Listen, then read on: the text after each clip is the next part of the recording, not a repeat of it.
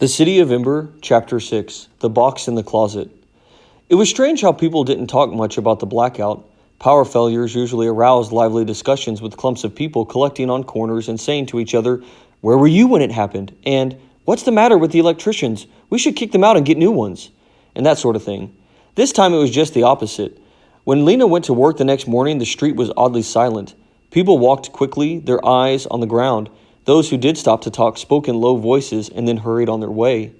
That day, Lena carried the same message 12 times. All the messengers were carrying it. It was simply this, being passed from one person to another. 7 minutes.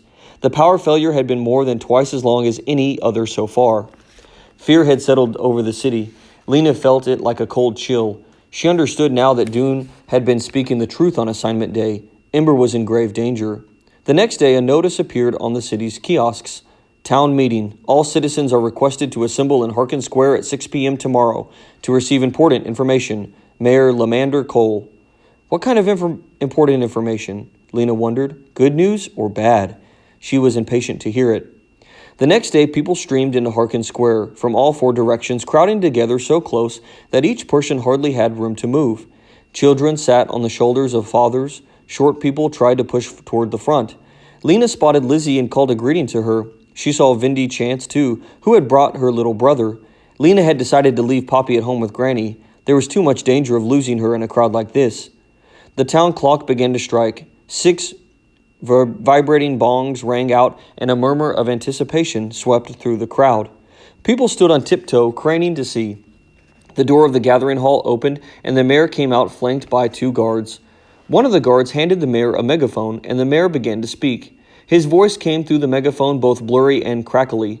"People of Ember," he said, and he waited. The crowd fell silent, straining to hear. "People of Ember," the mayor said again. He looked from side to side. The light glinted off of his bald head. "Our city has experienced some slight delay. Times like this require..."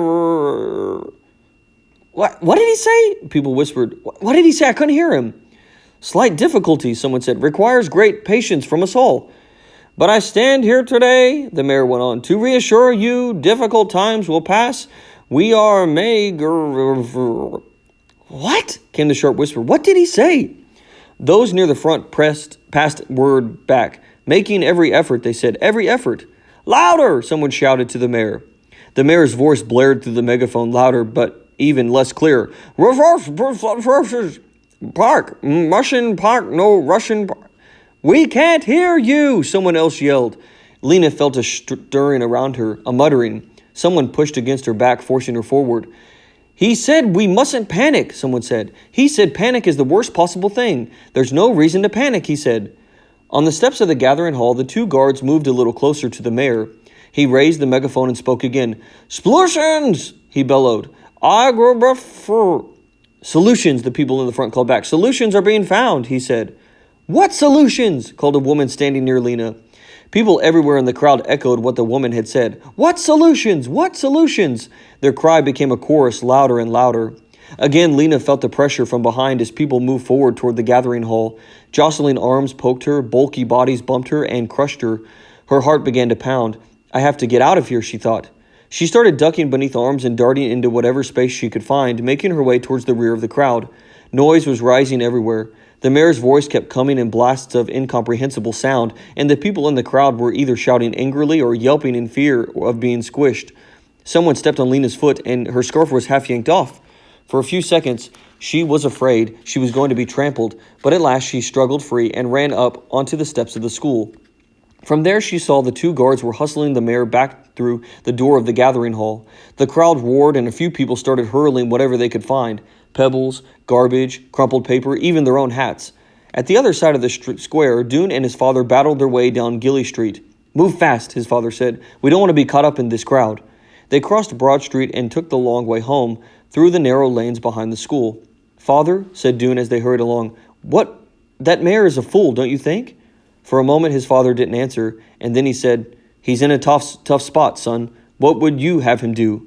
"Well, not lie at least," said Dune. "If he really has a solution, he should have told us. He shouldn't pretend that he has solutions when he doesn't." Dune's father smiled. "That would be a good start," he agreed. "It makes me so angry the way he talks to us," said Dune. Dune's father put a hand on Dune's back and steered him towards the corner. "A great many things make you angry lately," he said. "For good reason," said Dune. "Maybe. The trouble with anger is, it gets hold of you, and then you aren't the master of yourself anymore. Anger is." Dune walked on silently. Inwardly he groaned. He knew what his father was going to say, and he didn't like hearing it. "And when anger is the boss, you get—" "I know," said Dune, "unintended consequences." "That's right. Like hitting your father in the ear with a shoe heel." "I didn't mean to." "That's exactly my point." They walked on down Pibb Street, and Dune shoved his hands into his pockets of his jacket and scowled at the sidewalk. "Father doesn't even have a temper," he thought. "He's as mild as a glass of water. He can't possibly understand." Lena was running. She'd already dismissed the mayor's speech from her mind. She sped by people on Otterwell Street, going back to open their stores, and overheard snatches of conversation as she passed.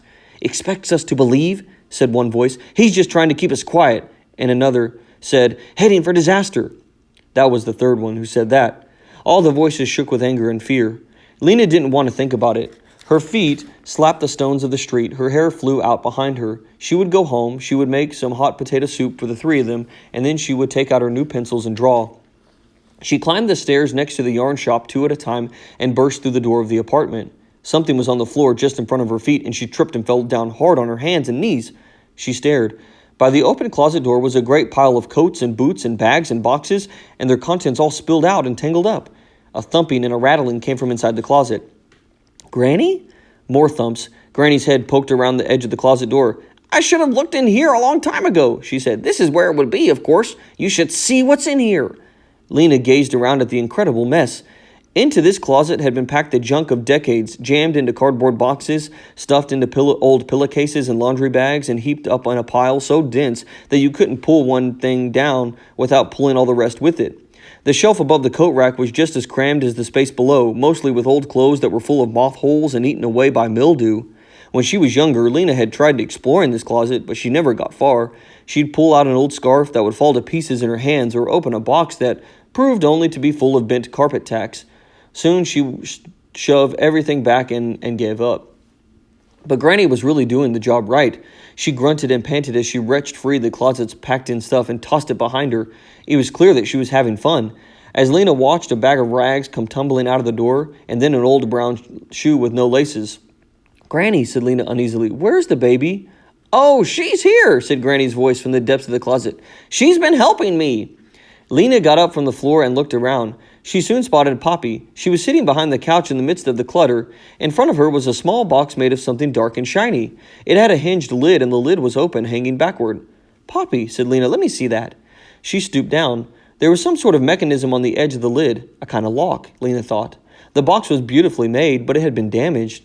There were dents and scratches on its hard, smooth surface. It looked as if it had been a container for something valuable, but the box was empty now. Lena picked it up and felt around in it to be sure. There was nothing inside at all. "Was there something in this box, Poppy? Did you find something in here?" But Poppy only chortled happily. She was chewing on some crumpled paper. She had paper in her hands, too, and she was tearing it up. Shreds of paper were strewn around her. Lena picked one up. It was covered with small, perfect printing.